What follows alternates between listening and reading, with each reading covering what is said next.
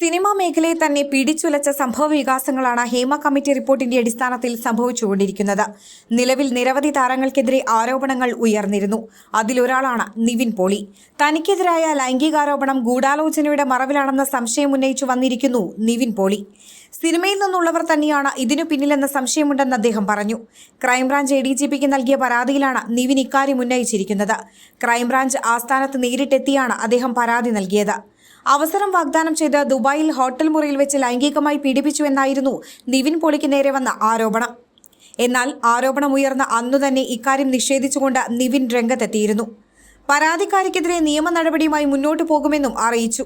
പിന്നാലെ പരാതിക്കാരിയുടെ വാദങ്ങൾ തെറ്റാണെന്ന് പറഞ്ഞ് തെളിവുമായി വിനീത് ശ്രീനിവാസൻ, നടി പാർവതി കൃഷ്ണ, ഭഗത് മാനുവൽ തുടങ്ങിയവർ രംഗത്തെത്തിയിരുന്നു. ഇതിനു പിന്നാലെയാണ് ഇപ്പോൾ നിവിൻ നേരിട്ട് പരാതിയുമായി രംഗത്തെത്തിയിരിക്കുന്നത്.